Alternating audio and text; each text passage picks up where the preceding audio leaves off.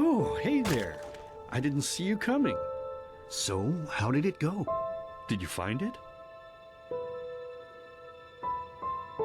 Where are we? We're at home, silly. Where else would we be? Just Mommy, sister, you and me.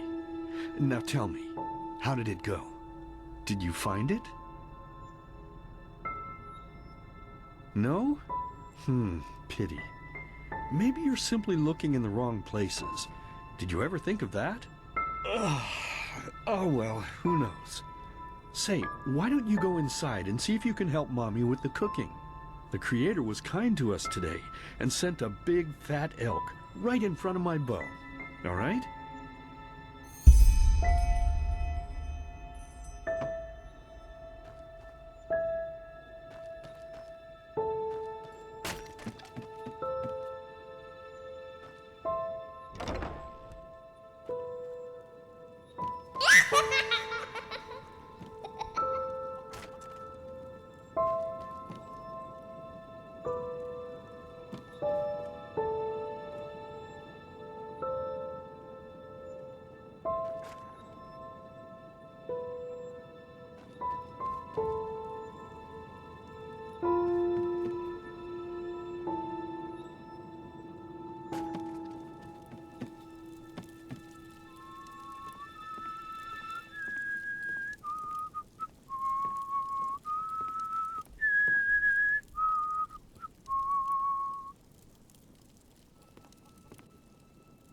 My, I totally forgot what a mess I left here. But I was right, wasn't I? A real gem we've got here. Well then, let's waste no more time and get to it, shall we? What? Now would you look at that? I totally forgot about them. They're dead, don't you remember? You murdered them back then, both of them. But hey, no use crying over spilled milk, right? At least this means there's more meat for the two of us. You still remember how to do this, right? First, off with the skin. Slice up the belly, then out with the entrails. I'll look for a nice sharp knife in the meantime to cut off the head. I don't think either of us wants to eat that, do we?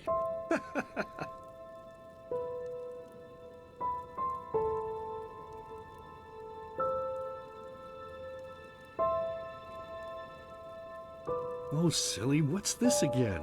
We both know that's a lie. You did it. I remember it all. First, you set this horrible fire to your sister's crib. She screamed and screamed, and Mommy heard it, but when she finally got there, nothing was left of her but burnt flesh. And, oh gosh, do we really need to go through this again? You know how sad it makes me when you do this. You killed them, period. No matter how often you tell me you didn't, it changes nothing. You hear me? Nothing. Now please, let's start cooking. I'm so bloody damn hungry.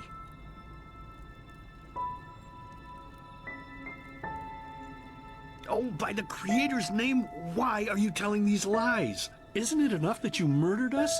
Do you really have to bother me over and over with your stupid, pathetic, and pointless whining?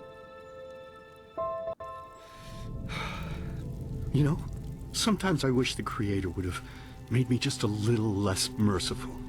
Just a little less pious. Because then I would have realized that you were tainted by sin long before any of this had ever happened.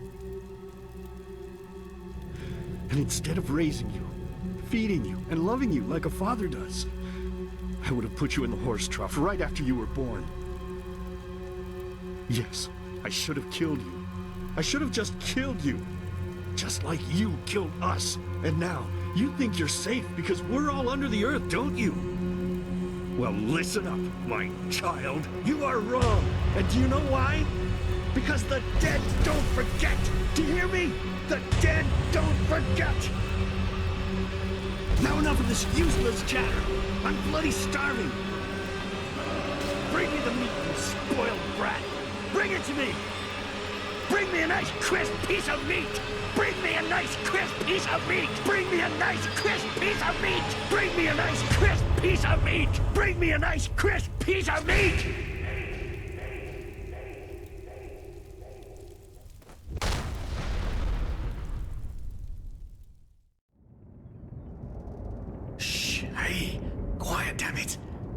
wake up the entire ship or what? Well, sorry. That was a bit harsh. I'm just nervous, that's all. It was that dream again, wasn't it? Uh-huh. Seriously, if we had a penny for every night since we met where you woke up screaming, we'd probably be traveling to Enderal in our own starship and... well, not like this. Some things never change, I guess. Do you ever ask yourself if maybe you blame yourself for all of this?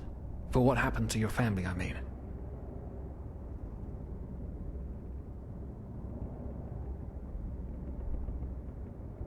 As determined as ever.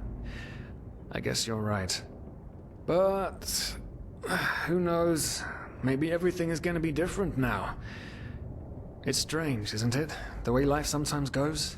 Now, if you had told me that a few weeks ago, I would have at the very least called you insane. But if the stories are true, there's no better place for a fresh start. Can you believe it? Apparently there aren't even any slaves on Enderal. It's amazing. Only this whole blind passenger thing is making my head ache.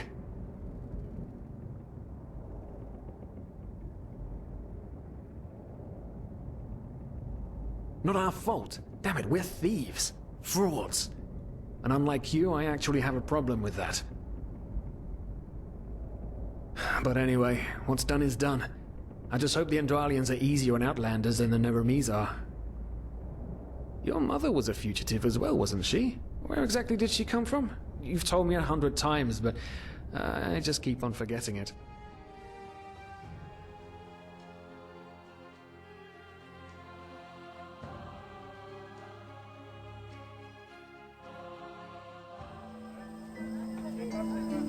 Now, a good pipe of peace weed. Jesus, why is that stuff so expensive?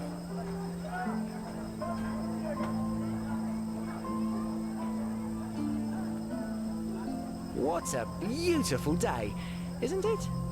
Just right for purchase.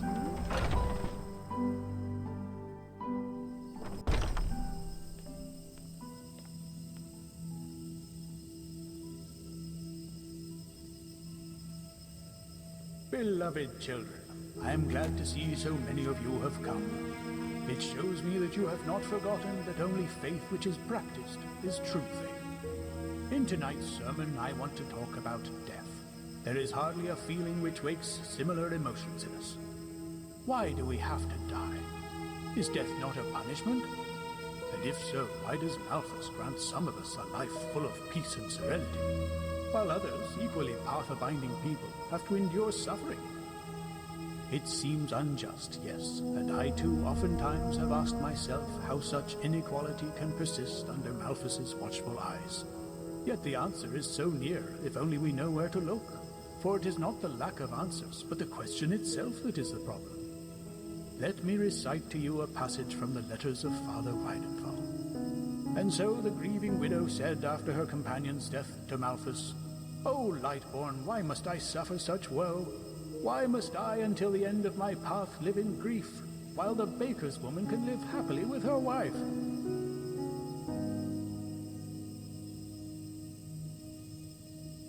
And then a figure made of pure light appeared, so divine and sublime that the widow fell onto her knees, for she realized it was but Malthus himself. "Do not grieve for the loss of your man, O lost soul," he said. "He was a path-abiding, noble being, and I myself have judged his deeds in his last journey. He is now walking on the eternal path at my side."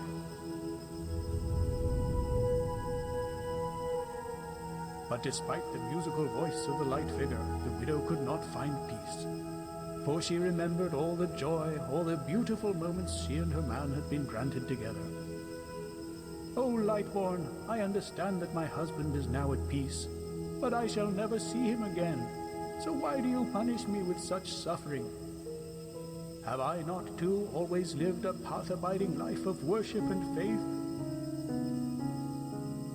Then something incredible happened.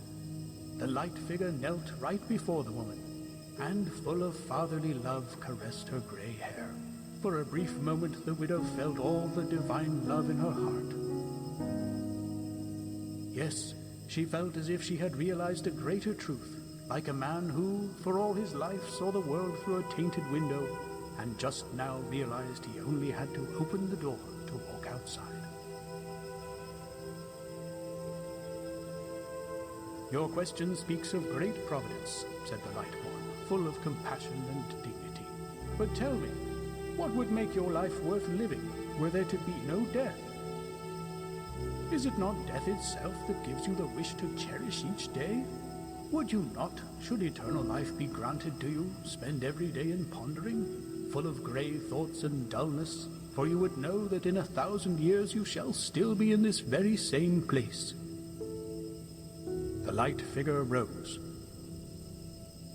Only mortality grants a soul the courage to walk the holy path. And like a wound lets a warrior emerge from battle even stronger, your grief shall help you come forth as a wiser woman.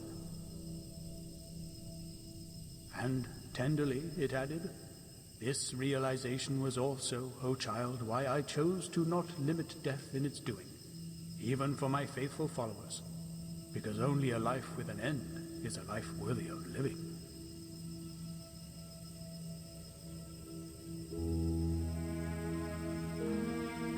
The woman broke into tears as she realized the wisdom within Malthus's words.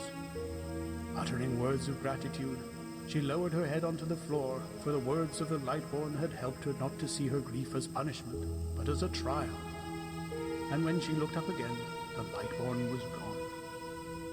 Ponder on those words, if sadness troubles your thoughts.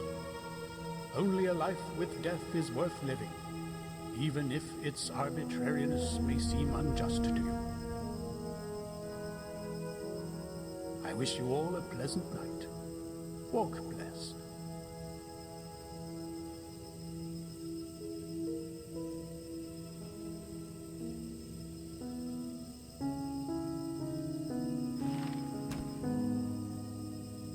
Walk blessed.